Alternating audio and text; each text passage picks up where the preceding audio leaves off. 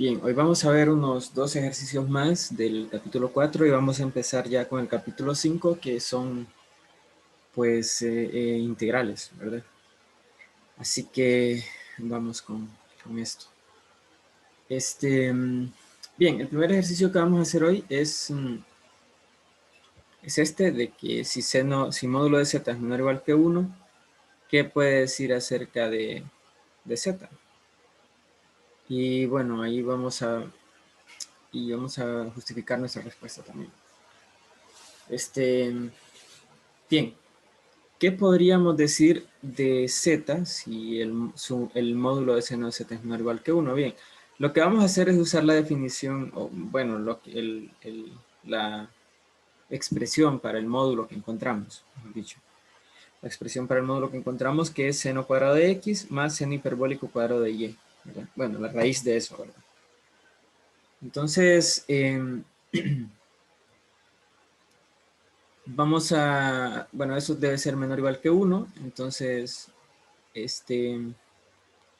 si yo tengo algo menor o igual que 1 y elevo al cuadrado, ¿sigue siendo menor o igual que 1? ¿Qué opinan?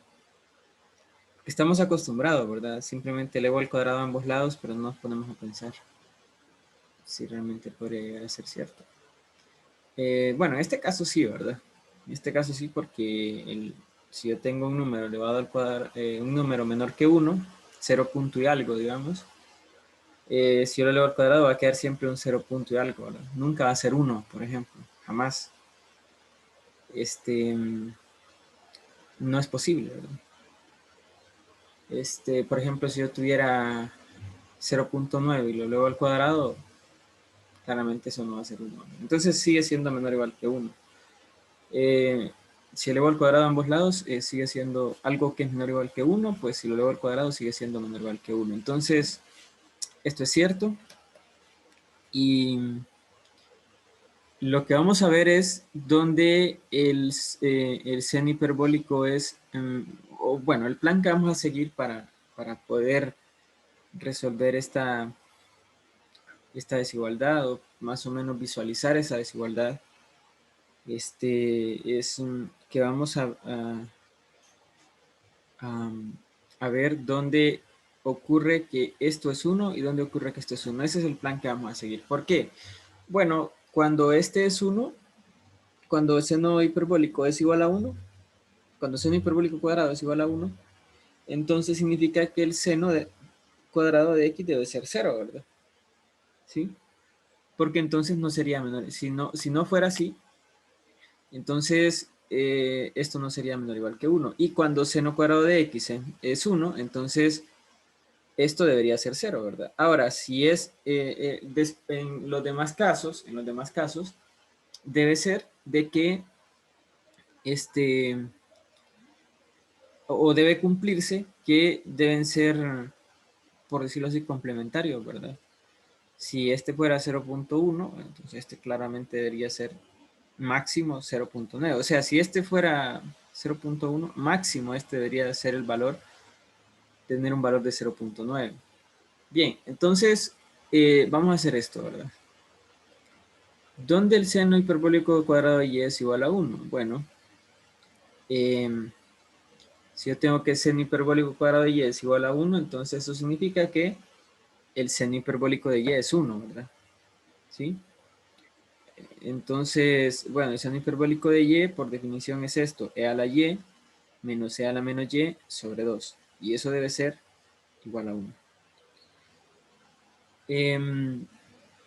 Luego, tengo esto, ¿verdad? E a la y menos e a la menos y es igual a 2, o sea, multiplico por 2 a ambos lados. Y luego multiplico por e a la y a ambos lados y me queda e a la 2y menos 2e a la y.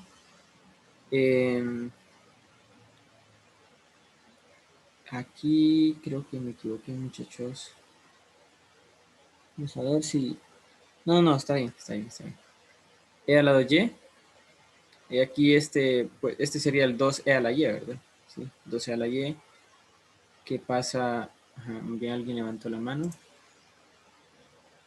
¿De dónde sale el e a la y menos e a la menos y sobre 2?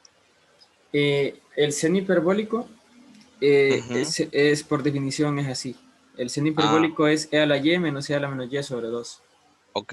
Y el coseno hiperbólico es e a la y más e a la menos y sobre 2. Ujú. El coseno hiperbólico real. Y se parece en el complejo también, ¿verdad? Si se lo muestro.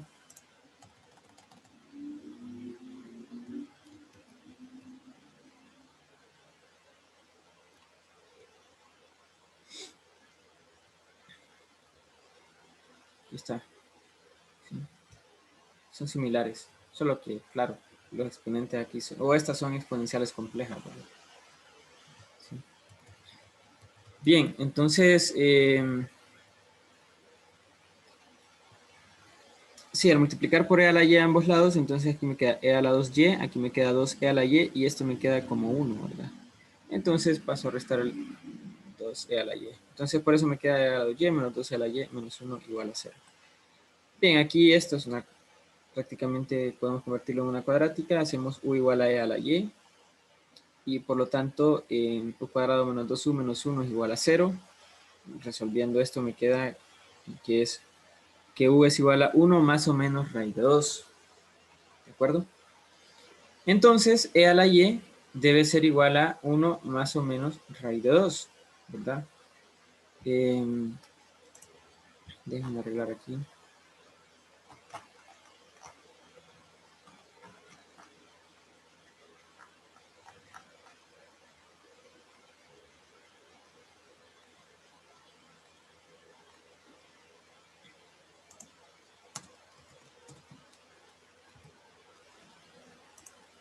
Ahí está. Y bueno, entonces nosotros sabemos que eh,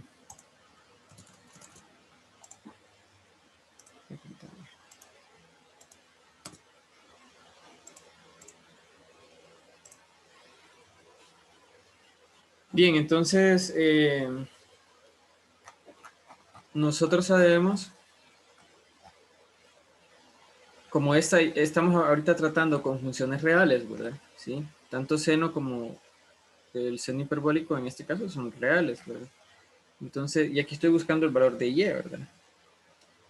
Eh, entonces, yo sé que esto es igual a logaritmo, perdón, natural, ¿sí? Real, ¿verdad? Aquí bien pude haber usado logaritmo base e para seguir con la misma secuencia de arriba, ¿verdad? No hay problema. Bueno, entonces y sería igual a logaritmo natural de 1 más o menos raíz de 2. Bueno, el valor absoluto, ¿verdad? Entonces, si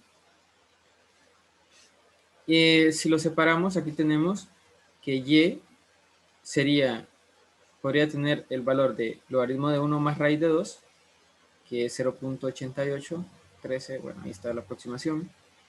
Y, o también la otra posibilidad es que y sea igual al logaritmo natural del valor absoluto de 1 menos raíz de 2, ¿verdad? Porque ese número es negativo.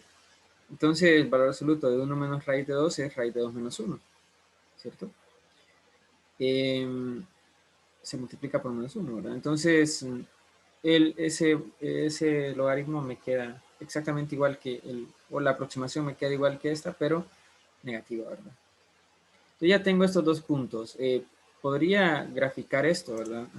Podría irlo graficando acá, digamos, eh, logaritmo natural de uno más. Uy, disculpen.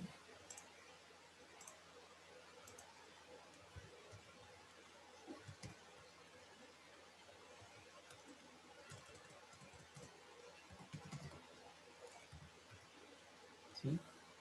Ahí está.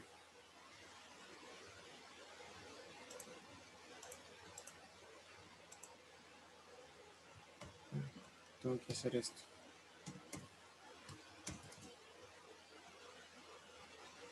Bueno, es al revés, ¿verdad? Porque es en Y. 0, ahí está. ¿Sí? Y por otro lado, pues, tengo el otro, ¿verdad? Que sería menos, sería negativo.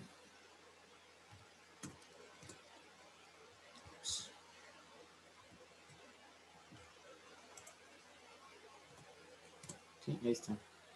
Entonces el máximo valor que puede tener y es este. Y el mínimo valor que puede tener y es este. De ahí podría estar oscilando entre estos dos valores, ¿verdad? ¿Sí? Bien, ahora vamos a ver qué pasa con, con donde el seno de x es 1, ¿no? ¿Sí? Que es el máximo valor que podría tomar. Esto está más sencillo, ¿verdad? Porque, bueno, aquí seno cuadrado de x es igual a 1, entonces significa que el seno de x debe ser igual a más o menos 1. ¿De acuerdo? Más o menos 1. Entonces, eso es en pi medios más n pi. ¿De acuerdo? En pi medios más n pi, el valor de seno de x es más o menos 1.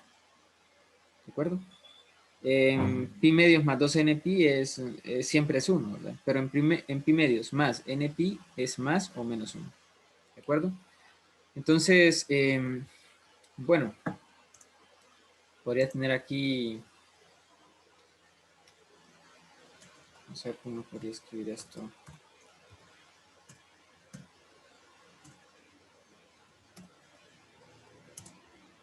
¿Sí? Por ejemplo, cuando n vale 1, pero permítame que aquí n tendría que ser un entero.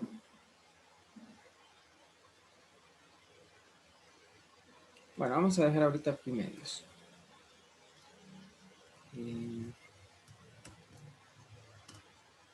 Con 0. ¿Sí? Aquí me voy a hacer algunos cuantos, ¿verdad? Por ejemplo, pi medios más pi, digamos. ¿Sí? Estaría acá. También me haría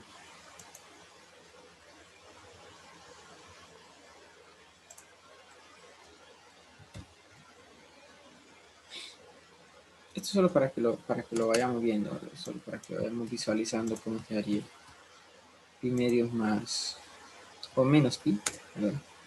Menos pi. ¿Qué más? Podría tener pi medios menos 2pi. ¿Sí? Entonces observen lo que va a ir pasando, ¿verdad? Bueno, aquí no tengo nada más, pero ya tengo por lo menos eso, donde ocurre el máximo valor para seno hiperbólico y el máximo valor para el seno.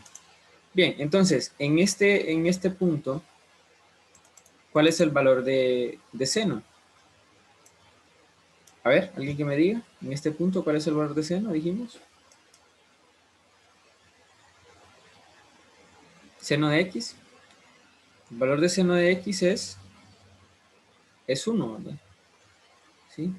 El valor de seno de x es 1. Por lo tanto, fíjense bien, el valor del seno hiperbólico de y debe ser 0. Y la única forma en la que el seno hiperbólico sea 0, ¿sí? La única forma en que esto sea 0 es que y sea 0, ¿verdad? Porque entonces tendría 1 y aquí tendría 1 y 1 menos 1 es 0, entre 2 0, ¿verdad? Entonces, en este punto de acá, justo en este punto, lo que estamos viendo aquí es pares ordenados, ¿verdad? Entonces, si x es pi medios, entonces y debe ser 0, ¿de acuerdo? Entonces, digamos, en este punto, el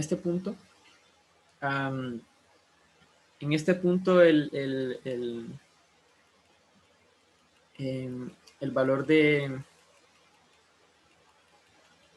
o la suma de esos dos, de los cuadrados de esos dos es 1, ¿verdad? ¿Sí? La suma de seno cuadrado de x más seno hiperbólico cuadrado de y es 1 en este punto. Y lo mismo ocurre, digamos, en este punto, ¿verdad? ¿Sí? Porque en este punto seno es menos 1, entonces seno cuadrado es igual a 1. Por lo tanto, el valor de y debe ser 0 para que esto sea 0 y esto sea 1. Bien, de ahí, por ejemplo, en este punto de acá,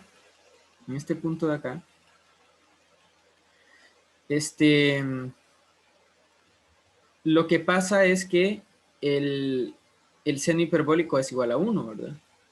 Sí, el seno hiperbólico es igual a 1. Entonces, por lo tanto, en este caso, el valor de x debería ser 0, ¿verdad? ¿Y dónde es 0 el seno de x?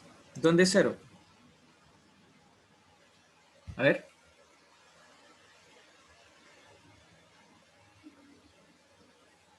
Cuando x es igual a 0.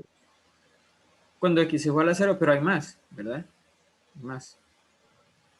Y Ajá, muy bien, exacto. X es igual a 0 en npi, ¿sí? En npi, de hecho, para cualquier entero, ¿verdad? Entonces, podemos darnos aquí los valores de npi también. Por ejemplo, solo quiero que... ¿sí? No, pero lo que voy a hacerme aquí es que... Lo voy a ir escribiendo así de una vez para que vayamos viendo esto. Menos aquí. Perdón. Sería aquí.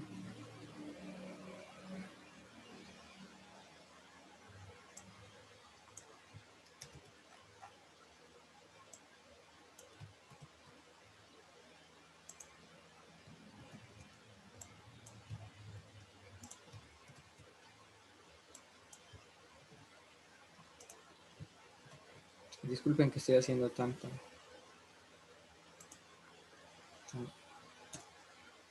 Graficando tanto punto, pero quiero que esto lo veamos bien. ¿Sí? Entonces observen, en este punto, yo sé, acá, si yo tuviera acá, el seno es 0, ¿verdad? Entonces, el máximo valor que puede tomar el seno hiperbólico es 1, ¿verdad? ¿Y dónde ocurre el 1? En este número que es logaritmo de 1 más raíz de 2 o en menos logaritmo de 1 más raíz de 2. ¿De acuerdo? Entonces, en todos los demás casos, pues como aquí el valor de y va bajando, entonces el seno hiperbólico de y también va bajando. Por lo tanto, el seno de x debe ir subiendo, ¿verdad? ¿Sí? Y como nos vamos acercando a pi medios, entonces el seno de x va subiendo. ¿Sí? A medida que hacemos esta curva de acá, ¿sí? El seno va subiendo y el seno hiperbólico va bajando. En medida que nos vamos alejando aquí, el seno hiperbólico va subiendo, pero el seno va bajando hasta llegar a 0. Y así, ¿verdad? Entonces, lo que nos queda es lo siguiente.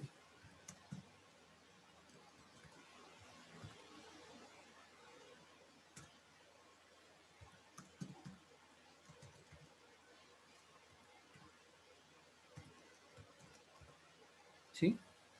Observen. En toda esta área sombreada de aquí, claro, estábamos yendo en los límites, ¿verdad? Estábamos viendo en los límites de la región. Pero claro, en todos los puntos que quedan adentro también, ¿verdad? Eh, todos los puntos que estarían adentro también ocurriría que el módulo de seno de z es menor o igual que 1. Entonces, para que el módulo de seno de z sea menor o igual que 1, debe ocurrir que los valores de z deben estar en esta región de acá, ¿verdad? Sí, en esta región. Muy bien. ¿Está claro este ejercicio, jóvenes?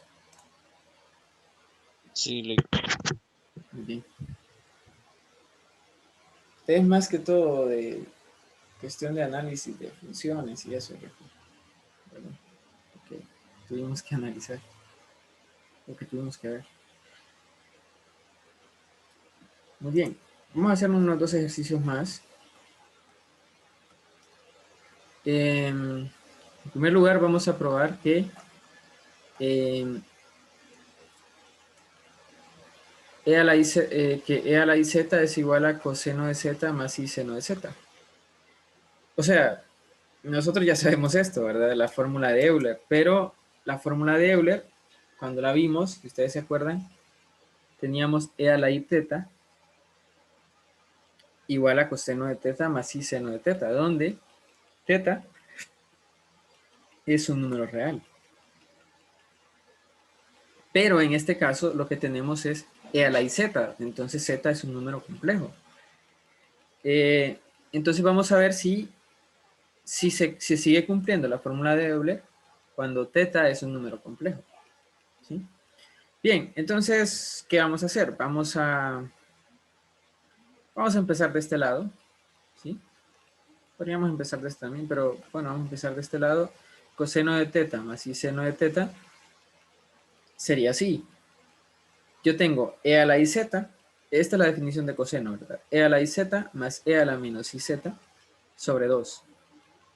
Más i por la definición de seno complejo, seno de z, que es e a la iz menos e a la menos iz sobre 2i. Aquí vemos que se nos cancela la i, ¿verdad? ¿Sí? Y si separamos aquí, e a la iz sobre 2, más e a la menos iz sobre 2, más e a la iz, porque ya se ha cancelado la i, ¿verdad? Quedaría e a la iz sobre 2, menos e a la menos iz sobre 2. Se me cancela aquí e a la menos iz con e a la menos iz. Y la suma, me queda solo la suma de e a la iz sobre 2 más e a la iz sobre 2, que eso es e a la iz, ¿verdad?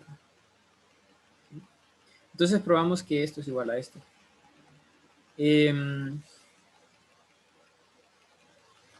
Uno más.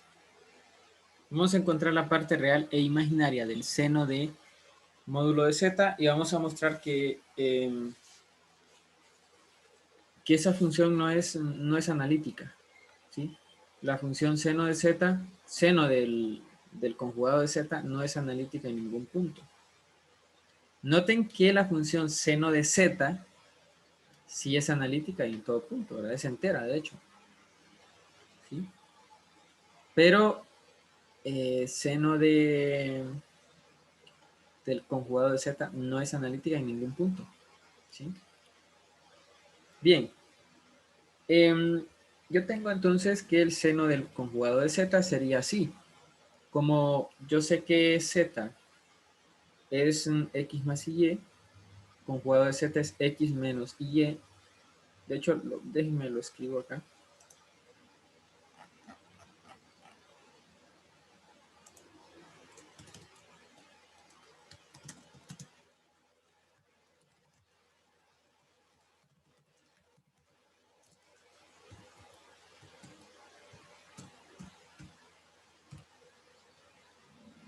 ¿Sí? El conjugado de z es x menos y, ¿verdad? Entonces, al sustituir en la fórmula que encontramos, que era seno de x, coseno de y, coseno hiperbólico de y, más coseno de x, seno hiperbólico de y, ahora tendríamos seno de x, coseno hiperbólico de menos y, ¿verdad? Más y, coseno de x, seno hiperbólico de menos y. Usando el hecho de que coseno es una función, coseno hiperbólico es una función par, ¿sí? Si quieren, pues lo pueden ver gráficamente. Quito todo esto.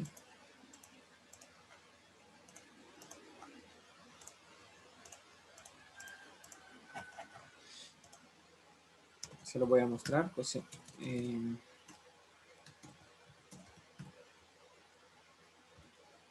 ¿ven? Es una función par. Es simétrica con respecto al eje y. Y la función seno hiperbólica es una función impar. ¿Sí? Es simétrica con respecto al origen. Entonces, usando el hecho de que el coseno hiperbólico de es una función par, perdón. Entonces, coseno hiperbólico de menos y es coseno hiperbólico de y. Es igual, ¿verdad? Y el seno hiperbólico de menos y, como seno hiperbólico es impar, entonces sería menos seno hiperbólico de y. Entonces me queda esto. Entonces, la parte real del seno del conjugado de z sería seno de x coseno hiperbólico de y.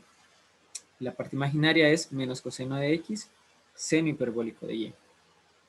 ¿Y qué hay que hacer aquí? Pues usar las ecuaciones de Cauchy-Riemann, ¿verdad? Hacemos la parcial de u con respecto a x, que sería coseno de x, coseno hiperbólico de y. Y la parcial de v con respecto a y, ¿sí? Parcial de v con respecto a y, acá, bueno, la parcial de v con respecto a y, que sería menos coseno de x, coseno hiperbólico de y. Porque la derivada de seno hiperbólico de y es coseno hiperbólico de y, ¿verdad? Entonces vemos que de ninguna manera esto va a ser igual a esto. Porque vemos que las expresiones son iguales, pero una es positiva y la otra negativa. Eso es imposible, ¿verdad? Eso es imposible que se cumpla, que sean iguales, ¿verdad? Y por otro lado, la parcial de u con respecto a y sería seno de x, seno hiperbólico de y, porque la derivada de coseno hiperbólico de y es seno hiperbólico de y. Y la parcial de v con respecto a x, bueno, aquí me quedaría la derivada menos coseno es seno, ¿verdad? ¿Sí? Entonces vemos que estas dos son iguales, pero en realidad una debería ser el negativo de la otra, ¿verdad? Para que se puedan cumplir las ecuaciones de Cauchy-Riemann. Entonces vemos que el seno del conjugado de z no es analítica en ningún punto. Claro, ¿verdad? Si aquí nos hubieran dado dos expresiones distintas, las hubiéramos igualado y hubiéramos visto en qué región se cumple que son iguales. Pero el detalle es que las expresiones son iguales excepto por el signo. Entonces ahí es imposible que se puedan igualar, ¿verdad? Es imposible. Muy bien. Quiero saber si está claro todo esto aquí, como siempre. Está claro este capítulo 4 que se encargó de funciones. Muy bien, ¿alguien tiene alguna pregunta? ¿Alguien puso un no? Tenía una duda en el empiezo Ajá. del coseno hiperbólico, de por qué es menos y. Porque como estoy con el conjugado de z, Ujú. el conjugado de z es x menos y. Entonces, la parte lo que sustituyo aquí es, aquí, bueno, podría decirlo así, seno de parte real de z por el Ajá, coseno por el coseno hiperbólico de la hiperbólico de la parte parte imaginaria. imaginaria. Ajá, y la parte imaginaria es menos y. Ah, ok. Sí. Porque esta la encontramos para seno de z, ¿verdad? ¿Alguien más tiene alguna pregunta?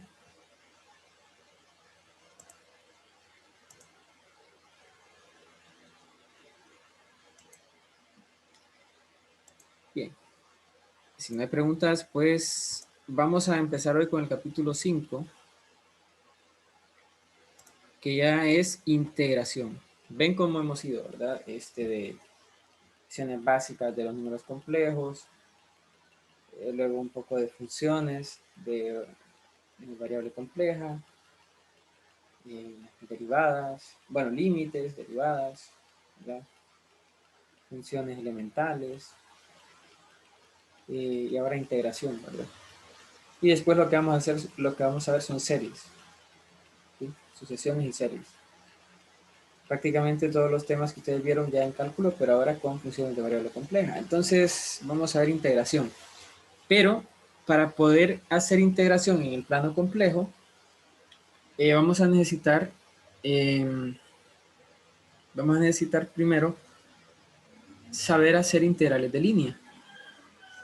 Yo sé que algunos de ustedes pues estudian matemáticas y quizás ya llevaron cálculo 3, otros pues, estudian ingeniería eléctrica y quizás ya llevaron eh, la física, electricidad, magnetismo, 314, ¿verdad? No, 321. 321 ese. Y ahí creo que ven un poco de cálculo vectorial, entonces quizás ya vieron las integrales de línea.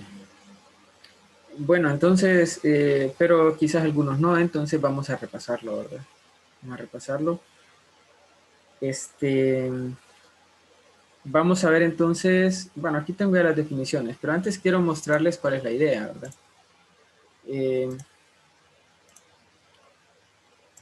Ustedes recuerdan que en cálculo 2 vieron integrales de funciones de 2 y 3 variables, ¿verdad? Pero vamos a enfocarnos en las integrales de 2 variables. Ustedes tenían una región, ¿sí? Y esa región la dividían en una cuadrícula, ¿verdad? ¿Sí?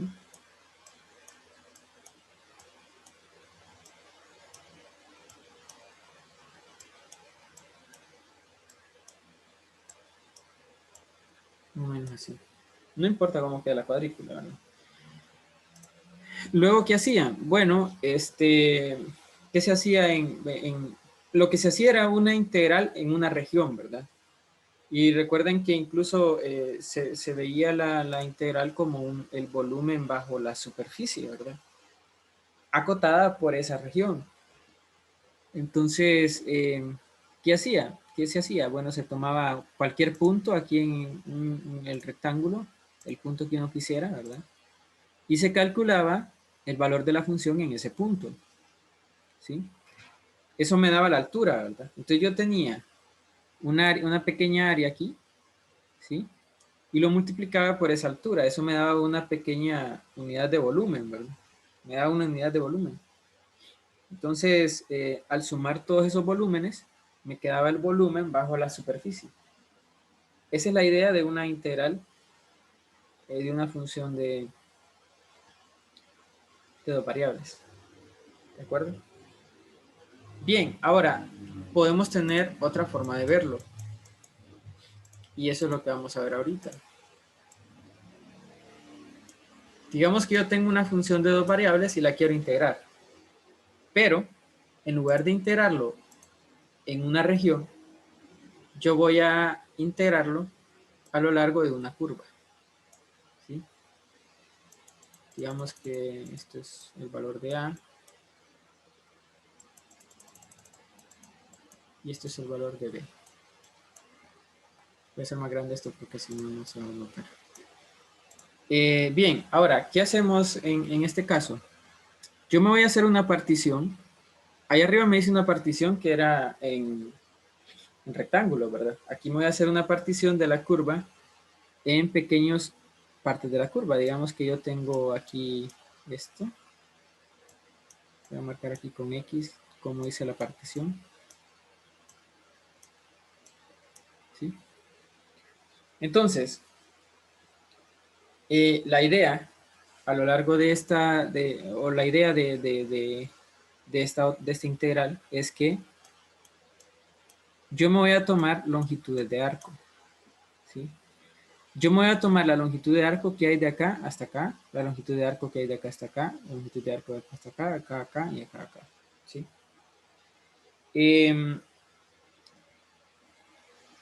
Entonces voy a hacer algo parecido a lo que hice antes. Yo me tomo un punto, ¿sí? Me tomo un punto, digamos acá, me tomo acá otro punto, un punto en cada una de las particiones, ¿verdad? ¿Sí? ¿Sí? Un punto en cada una de las particiones. Bien, ahora ¿qué voy a hacer? Voy a evaluar la función en cada uno de estos puntos. Recuerden que es una función de dos variables, ¿verdad? Entonces, en este punto, yo tengo x, un x sub 0, y sub 0. Aquí quizás tengo un x sub 1, y sub 1 y así, ¿verdad? Entonces son pares ordenados estos puntos. Al igual que acá, ¿verdad? Al igual que acá. Estos puntos que marqué aquí son pares ordenados. Se evalúan en la función de dos variables. Igual acá. Yo voy a evaluar estos puntos en la función de dos variables. Y lo voy a multiplicar, en lugar de multiplicarlo por un área, lo que voy a hacer aquí, como observan, es multiplicarlo por la longitud de arco que hay acá. Multiplico el valor de la función por la longitud de arco. Luego multiplico el valor de la función por la longitud de arco. Y aquí, otra vez, el valor de la función por esta otra longitud de arco. Y así. ¿Qué hago después? Sumarlos todos, ¿verdad? Bien, claro, recuerdan también que en este caso yo después hacía que me tomaba, bueno, uno de los métodos es tomarse la diagonal del rectángulo y tomar como norma la diagonal del rectángulo más grande. Entonces, hacer que esa diagonal tienda a 0, ¿verdad? La longitud de esa diagonal tienda a 0. Entonces, ¿qué pasa? Que la cantidad de rectángulos se me hace infinita, ¿verdad? Y lo mismo voy a hacer acá, ¿verdad? Aquí voy a hacer que esa longitud de arco tienda a 0. ¿Sí? Puede ser que la longitud de arcos tiendan a 0. Entonces, ¿qué me va a quedar? Una longitud, una infinita cantidad de pequeños arcos. Por decirlo así, ¿verdad? Entonces, lo que me genera al final es una integral de línea. una integral de línea porque no estoy integrando en una región, estoy integrando a lo largo de una curva. Ahora, ¿en qué sirve esto? Por ejemplo, una aplicación bien bastante usual es en la cuestión del trabajo, ¿verdad? ¿Sí? Trabajo en física. Porque recuerden que cuando el trabajo es no conservativo, por ejemplo, depende de la trayectoria del cuerpo o de la partícula, ¿verdad? Dependiendo de la trayectoria de la partícula, el trabajo va a cambiar, ¿de acuerdo? Entonces, se usa bastante integral de línea para ese tipo de cosas, ¿verdad? Entonces, se evalúa quizás cómo actúa la fuerza a lo largo de una curva. Claro, si yo cambio la curva y la fuerza es no conservativa, entonces el trabajo va a ser mayor, ¿verdad? O menor, dependiendo. Entonces, más o menos esa, es como una aplicación de esto, ¿verdad? Y para poder hacer las integrales de funciones de variable compleja, vamos a necesitar pues estas integrales de línea, ¿de acuerdo? Muy bien, quiero saber si está claro hasta aquí, o alguien tiene alguna pregunta, si está claro este concepto.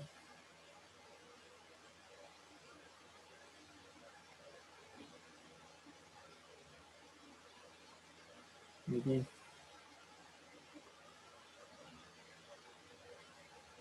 Excelente.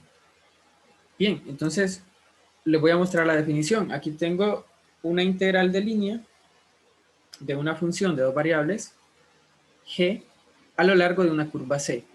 Vamos a usar esta notación, la integral de línea a lo largo de c. Bueno, vamos a tener también integrales de línea con respecto a x, con respecto a y con respecto a la longitud de arco.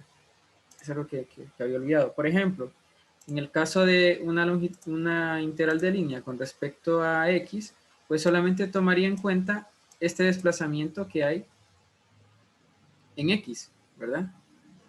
¿Sí? El desplazamiento que hay en x. O sea, el desplazamiento que hay de acá a acá, no tomo toda la longitud de arco, sino que solo tomo el desplazamiento en x. Igual de acá a acá, solamente voy a tomar el desplazamiento en x. Igual de acá a acá, ¿sí? Entonces, en lugar de multiplicarlo por la longitud de arco, lo que voy a hacer es multiplicarlo por delta de x, ¿sí? Por delta de x. Y en el caso de la integral de línea con respecto a y es similar, ¿verdad? Yo tomo el desplazamiento, en lugar de todo el desplazamiento, o la longitud de arco, yo solamente tomo el desplazamiento en y, ¿sí? Igual acá, y yo el valor de la función lo voy a multiplicar por ese desplazamiento en y, ¿de acuerdo? Y por eso tengo acá, ¿verdad? El límite cuando la norma de P tiende a 0, ¿verdad? De la sumatoria de K igual a 1 hasta N de G de X sub K por Y sub K, ¿verdad? Esto aquí, el valor de este X sub K y Y sub K, el asterisco, es un valor que se toma, el que les dije, ¿verdad? En el valor cualquiera que se toma en la longitud de arco. Y noten, aquí lo multiplico por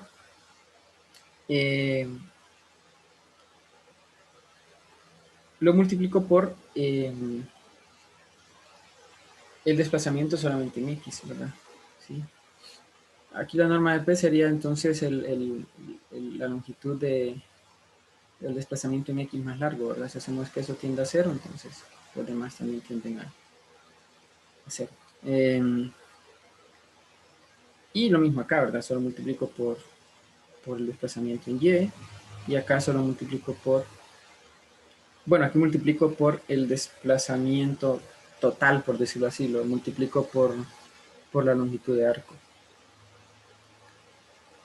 Bien, entonces, claro, nosotros no vamos a estar calculando estos límites de esta sumatoria, así como tampoco hacíamos con las integrales de Riemann, ¿verdad? En cálculo 1. quizás lo usamos alguna vez para hacer alguna aproximación, pero de la integral, pero no usamos eso. Entonces vamos a ver un método para poder evaluar estas integrales. Y la idea para evaluar una integral de línea es convertirla en una integral definida de una sola variable. Eso es lo que vamos a tratar de hacer. Entonces, vamos a ver varios métodos. Bueno, dos métodos. Uno de los métodos es parametrizar la curva. Puede ser que ya nos den parametrizada la curva, entonces ya el trabajo está casi hecho, ¿verdad? Si no, nosotros la podríamos parametrizar, ¿verdad? Bueno, y si la curva está parametrizada, entonces X está en función de una variable T y Y está en función de una variable T. Un ejemplo de curva parametrizada es, por ejemplo, el círculo. El círculo yo lo puedo parametrizar como seno de, déjenme ver si lo puedo graficar aquí.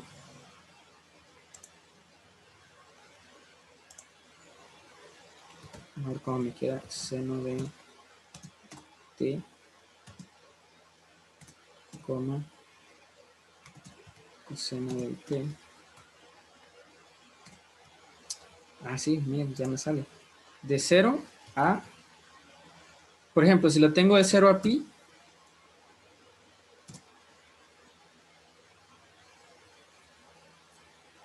ya, es que tendría que ponerlo al revés. Vamos a ver, coseno. Coseno primero. Coseno es X, ¿verdad? Seno Y. De ahí los se sacan como de las polares. Entonces, bueno, voy a quitar esto. Observen cómo de 0 a pi, pues sería este semicírculo. Claro, si lo pongo a 2 pi sería el círculo completo, ¿verdad?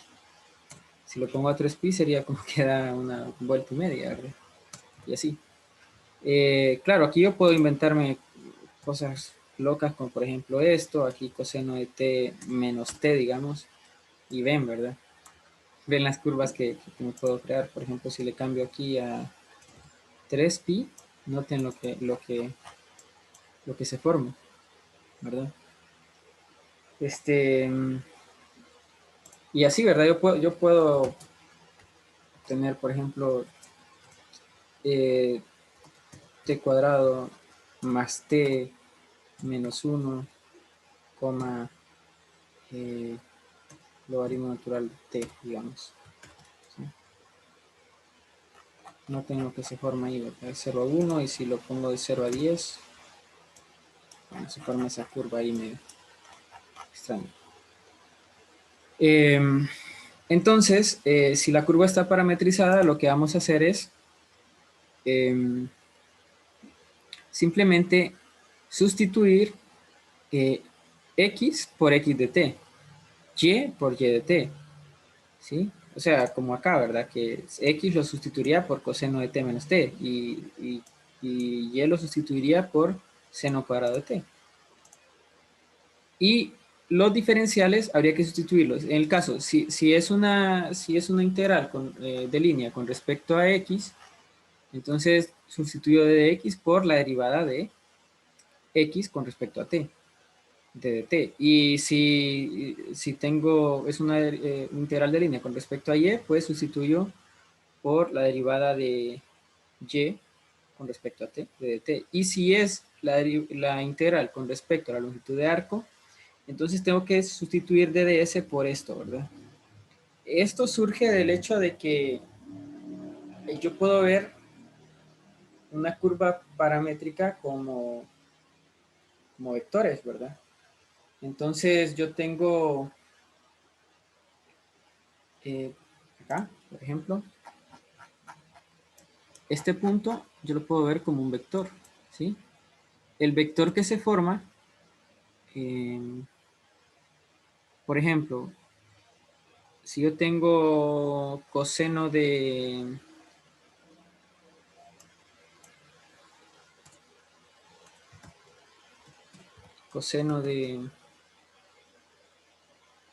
pi cuarto, digamos,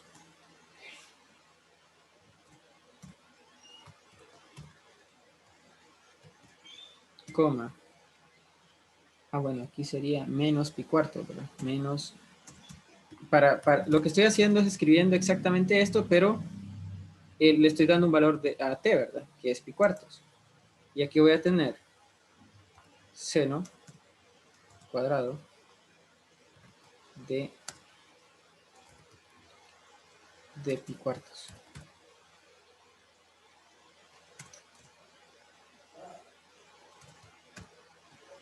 Permítanme. Sería pi así. Notan el punto acá, ¿verdad? Entonces yo fácilmente puedo ver esto como un vector, ¿sí? Donde la componente en X es esta y la componente en Y es esta. Entonces, de eso, ese sería el vector posición, ¿verdad? A eso le llamamos en R de t generalmente, ¿verdad? Para calcular la derivada de una función paramétrica, lo que hago es calcular la derivada de x de t con respecto a t y la derivada de y con respecto a t. Y en este caso lo que estaría sacando sería como la norma de la derivada, si observan, ¿verdad? Porque este es el componente de x al cuadrado más el componente en y al cuadrado, la raíz de eso. Entonces sería la magnitud del vector. El vector velocidad se le llama a la derivada, generalmente. Y bueno, se sustituye por eso. Y eso sería y aquí nos queda ya una bueno, la integral iría de a a b, ¿verdad? Que es la forma en que varía el parámetro. Y aquí ya solo queda resolver esta integral, porque esto me quedaría en función de t, toda la integral. Bien, vamos a hacer algo. Para mañana me gustaría que vayan al libro creo que es el tomo 2 del libro de Thomas, creo que es el capítulo 1, pero si no, vayan al índice. Y me gustaría que lean un poco sobre funciones paramétricas, porque vamos a estar parametrizando bastante algunas cosas, o vamos a estar usando algunas cosas de funciones paramétricas, entonces para que entiendan un poquito más, para que se entienda mejor, ¿verdad? Igual se puede entender, ¿verdad? Esto es sencillo, pero para tener una mejor comprensión de lo que estamos haciendo, ¿verdad? Me gustaría que lean un poco sobre funciones paramétricas. En el libro de Thomas lo pueden leer, libro de cálculo de Thomas.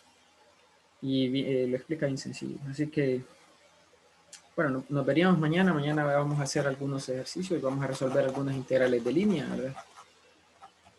Y bueno, eso sería todo por hoy.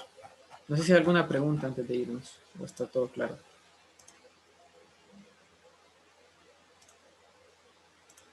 Y de hecho, todo eso de funciones paramétricas les sirve bastante en física.